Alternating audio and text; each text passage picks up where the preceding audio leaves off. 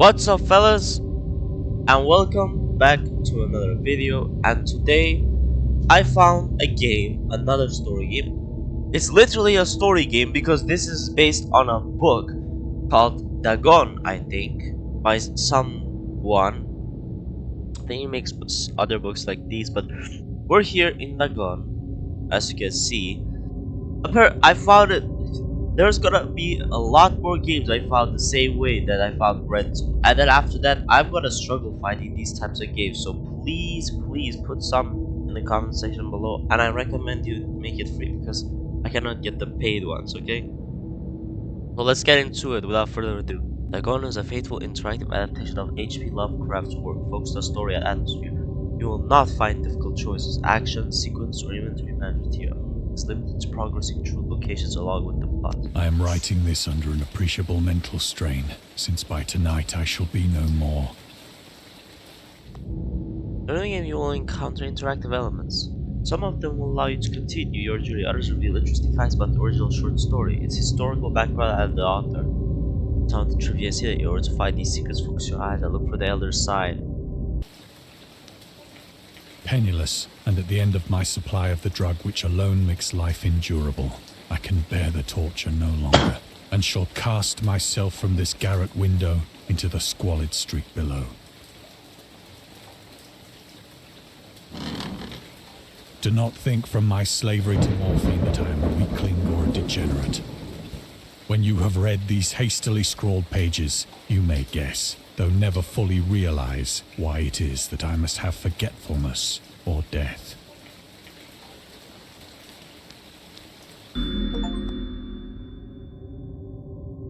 Morphine. Morphine entered into use in the 19th century and was routinely administered to treat severe pain during the American Civil War and World War I. It was also sold without restrictions until 1914. Morphine became more popular after the invention of the hypodermic syringe around 1854. Friedrich Serturner first isolated the substance, originally named as morphium, after Morpheus, the Greek god associated with trees. At the time when Dagon was published, morphine abuse, known as soldier's disease, already posed a big problem in the United States. Okay.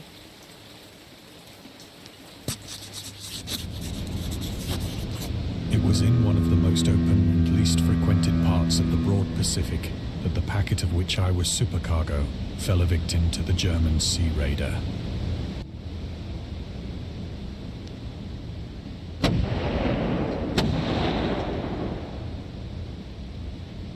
The Great War was then at its very beginning, and the ocean forces of the Hun had not completely sunk to their later degradation, so that our vessel was made a legitimate prize, whilst we of her crew were treated with all the fairness and consideration due us as naval prisoners. Huns were Central Asian nomads who established a dominion in Europe and invaded the Roman Empire in the 5th century AD. They were known as brutal, deadly warriors, ambassadors of quick blades who also developed powerful composite bows, lassos, and early siege weapons. What does composite mean? Made up of several parts or elements. During World War I, the British used the word Hun as a synonym for the Germans in order to emphasize their brutality. However, the term originated when the German Emperor Wilhelm II gave a speech to his troops on 27 July 1900 before they embarked to China. Should you encounter the enemy, he will be defeated. No quarter will be given. Prisoners will not be taken. Whoever falls into your hands is forfeited. Just as 1,000 years ago, the Huns under their king Attila made a name for themselves, one that even today makes them seem mighty in history and legend. May the name German be affirmed by you in such a way in China that no Chinese will ever again dare to look cross-eyed at a German. The refusal to take prisoners was a clear breach of the laws and customs of war adopted during the First Hague Convention of 1899.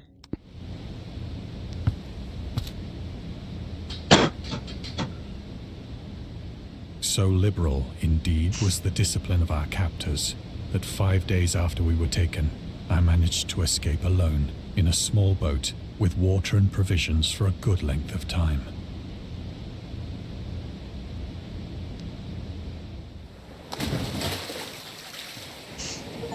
When I finally found myself adrift and free, I had but little idea of my surroundings. Never a competent navigator, I could only guess vaguely by the sun and stars that I was somewhat south of the equator. Of the longitude, I knew nothing, and no island or coastline was in sight.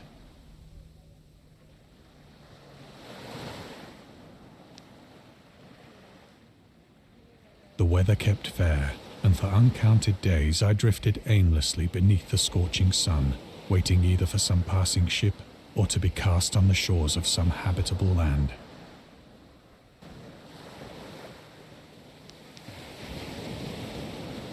But neither ship nor land appeared, and I began to despair in my solitude upon the heaving vastness of unbroken blue.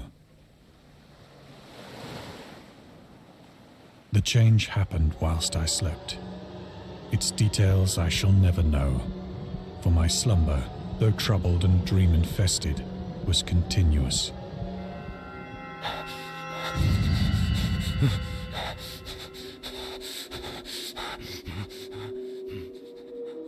When at last I awoke, it was to discover myself half sucked into a slimy expanse of hellish black mire, which extended about me in monotonous undulations as far as I could see, and in which my boat lay grounded some distance away.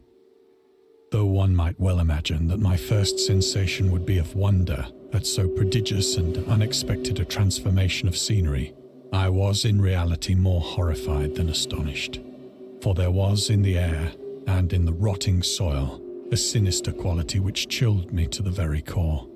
The region was putrid with the carcasses of decaying fish and of other less describable things which I saw protruding from the nasty mud of the unending plain. Perhaps I should not hope to convey in mere words the unutterable hideousness that can dwell in absolute silence and barren immensity. There was nothing within hearing and nothing in sight save a vast reach of black slime. Yet the very completeness of the stillness and the homogeneity of the landscape oppressed me with a nauseating fear. The sun was blazing down from a sky which seemed to me almost black in its cloudless cruelty, as though reflecting the inky marsh beneath my feet.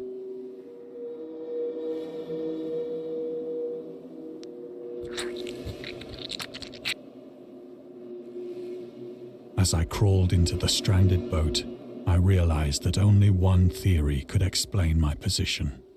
Through some unprecedented volcanic upheaval, a portion of the ocean floor must have been thrown to the surface, exposing regions for which innumerable millions of years had lain hidden under unfathomable watery depths.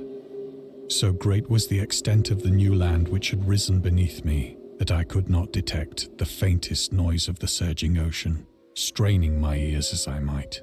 Nor were there any seafowl to prey upon the dead things.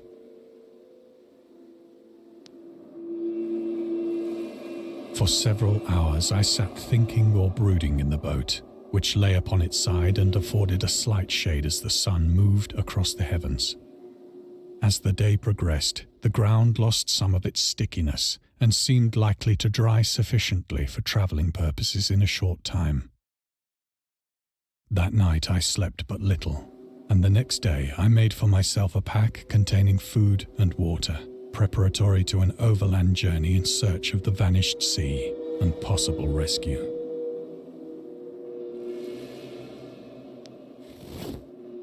On the third morning, I found the soil dry enough to walk upon with ease. The odor of the fish was maddening, but I was too much concerned with graver things to mind so slight an evil, and set out boldly for an unknown goal. Oh, he started walking. All day I forged steadily westward, guided by a faraway hummock which rose higher than any other elevation on the rolling desert.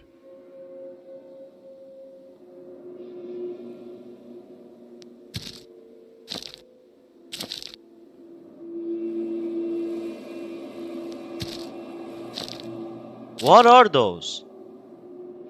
Oh, That night, I encamped, and on the following day still travelled toward the hummock, though that object seemed scarcely nearer than when I had first espied it.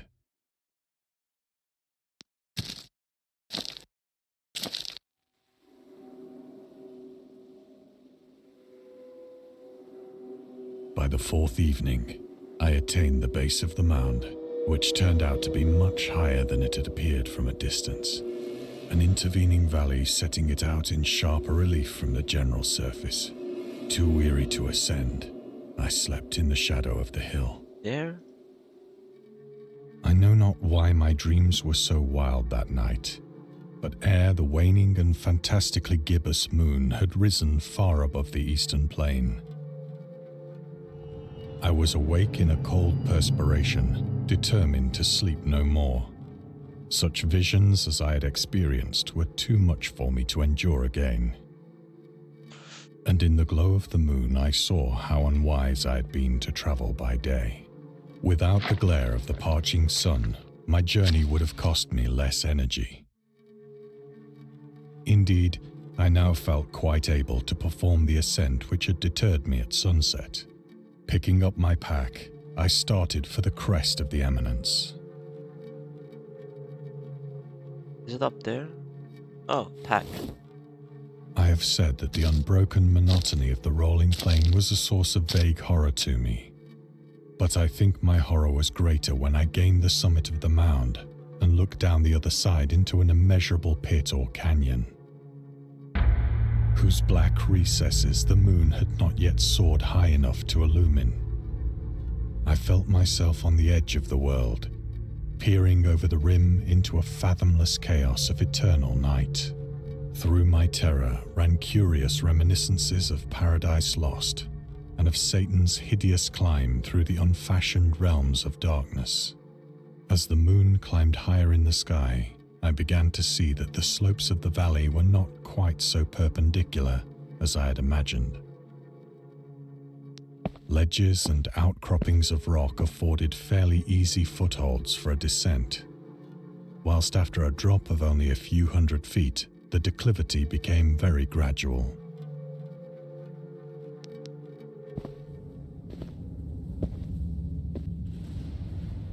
Urged on by an impulse which I cannot definitely analyze, I scrambled with difficulty down the rocks and stood on the gentler slope beneath, gazing into the Stygian deeps, where no light had yet penetrated. All at once, my attention was captured by a vast and singular object on the opposite slope, which rose steeply about 100 yards ahead of me, an object that gleamed whitely in the newly bestowed rays of the ascending moon.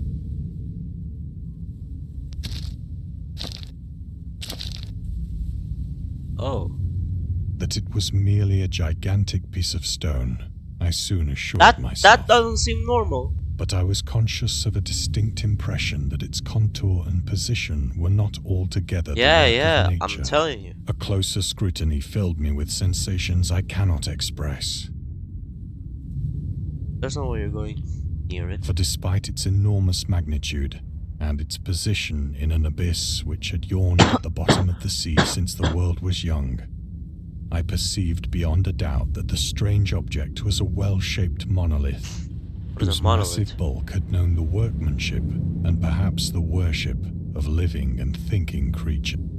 Dazed and frightened, yet not without a certain thrill of the scientist's or archaeologist's delight, I examined my surroundings more closely.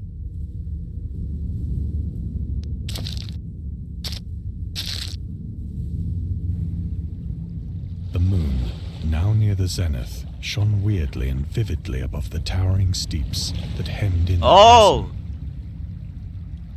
and revealed the fact that a far-flung body of water flowed at the bottom, winding out of sight in both directions, and almost lapping my feet as I stood on the slope. Across the chasm, the wavelets washed the base of the cyclopean monolith, on whose surface I could now trace both inscriptions and crude sculptures.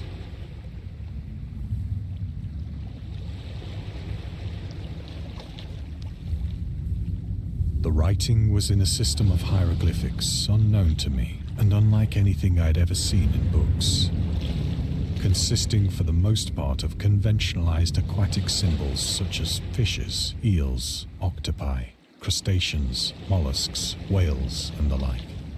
Several characters obviously represented marine things which are unknown to the modern world, but whose decomposing forms I had observed on the ocean-risen plain. It was the pictorial carving, however, that did most to hold me spellbound.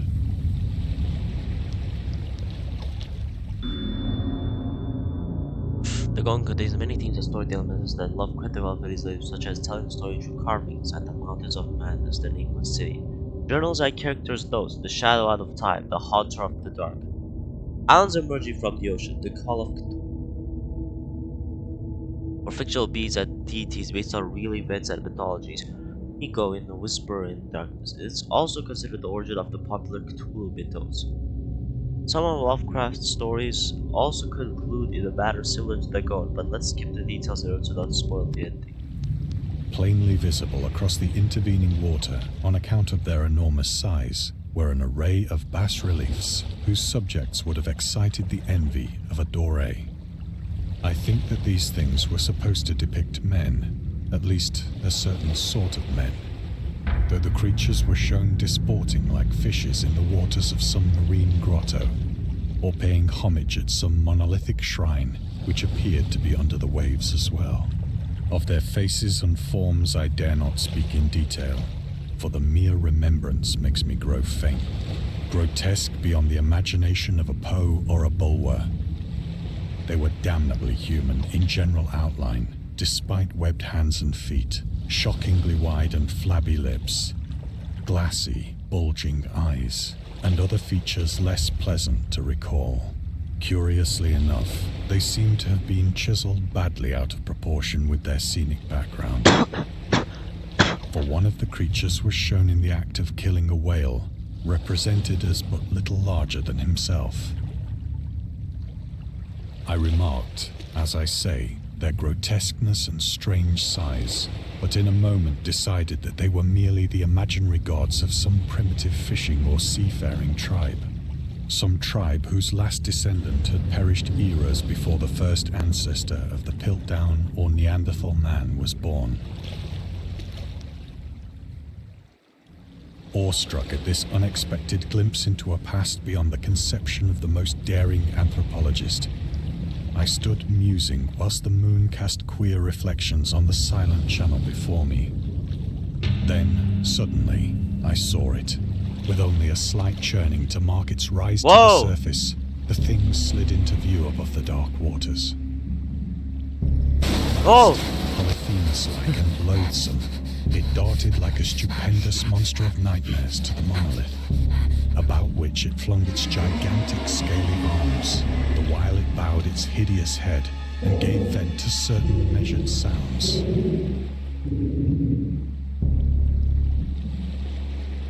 I think I went mad then. Of my frantic ascent of the slope and cliff, and of my delirious journey back to the stranded boat, I remember little. Oh. I believe I sang a great deal and laughed oddly when I was unable to sing.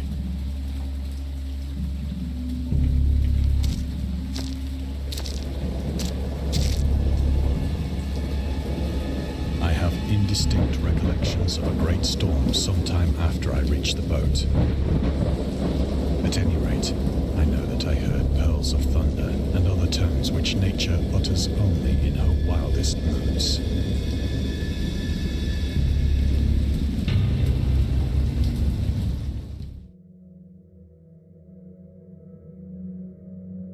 When I came out of the shadows, I was in a San Francisco hospital, brought thither by the captain of the American ship which had picked up my boat in mid-ocean. In my delirium, I had said much, but found that my words had been given scant attention. Of any land upheaval in the Pacific, my rescuers knew nothing, nor did I deem it necessary to insist upon a thing which I knew they could not believe.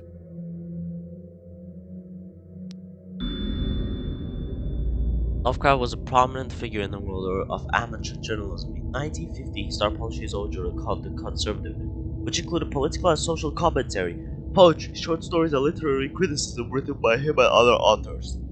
Howard was a skilled wordsmith, but he also took criticism to heart, which resulted in his decision to step away from writing poetry and concentrate on weird fiction again. For the first time since his teenage years, Dagon, published in 1990, is one of the short stories written during that period. In this example excerpt from The Conservative, the master of horror fiction explains his attitude towards warfare and the idea of world peace. When any sane human being can believe in the possibility of universal peace more than the conservative can fathom, then the entire civilized world agrees simultaneously to disarm one or more nations will undoubtedly retain secret armaments and at the proper time to take advantage of their more altruistic and less astute contemporaries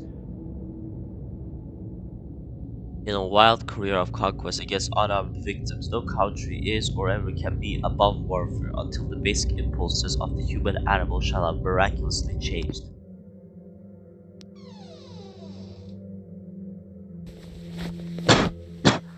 Once I sought out a celebrated ethnologist and amused him with peculiar questions regarding the ancient Philistine legend of Dagon, the fish god.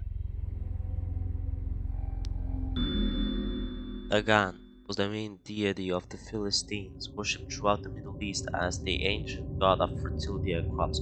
In Hebrew, the word Dagon was a common noun for crane.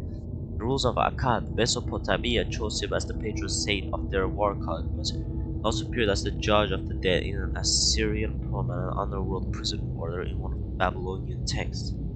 He is often mistakenly taken for a fish god due to the wrong interpretation of his name. As in Hebrew, the word dag means fish. In H.P. Lovecraft's works, Dagon is an underwater deity who lived in the deep ones, a humanoid race with fish traits that resides in the oceans. He is worshipped by a secret cult called the Esoteric Order of Dagon.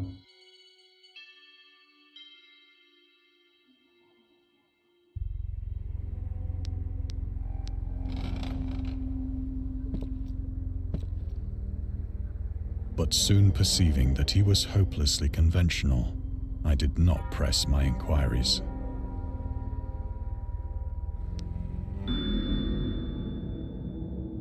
August Derleth was an American writer and anthologist. He also befriended Lovecraft and published many of his works through his company, Arkham House.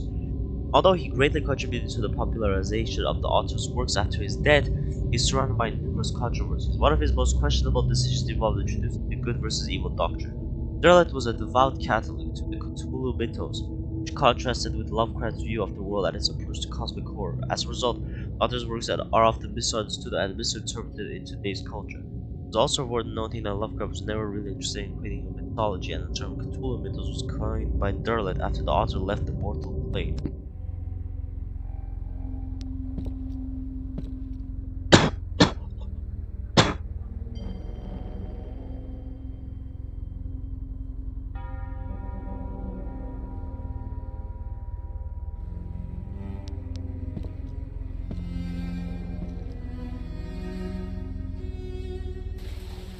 It is at night, especially when the moon is gibbous and waning, that I see the thing.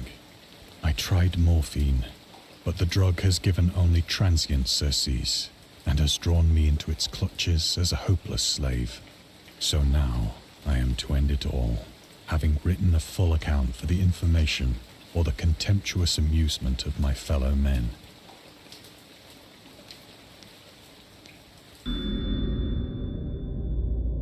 Lovecraft hated tobacco, even though he used to smoke when he was 12 in order to look and feel like an adult. In his correspondence with friend Reinhard Kleiner, he claims that he quit as soon as he started wearing long pants.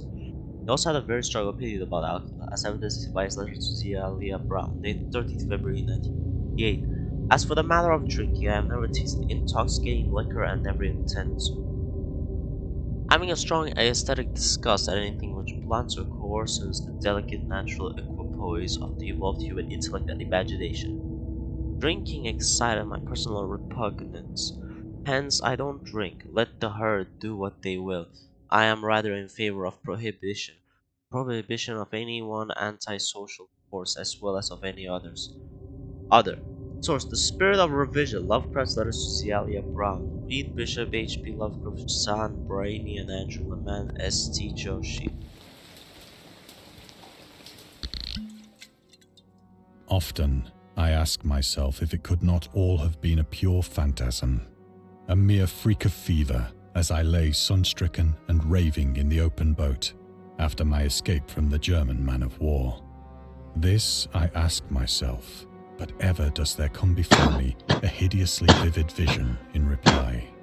I cannot think of the deep sea without shuddering at the nameless things that may at this very moment be crawling and floundering on its slimy bed, worshipping their ancient stone idols and carving their own detestable likenesses on submarine obelisks of water-soaked granite. I dream of a day when they may rise above the billows to drag down into their reeking talons the remnants of puny, war-exhausted mankind. Of a day when the land shall sink and the dark ocean shall ascend amidst universal pandemonium.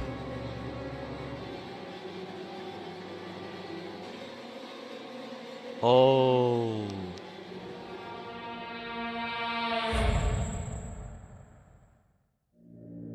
The end is near. I hear a noise at the door, as of some immense slippery body lumbering against it. It shall not find me.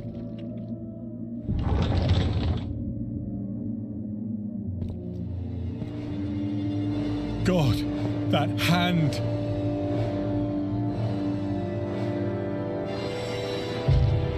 The window!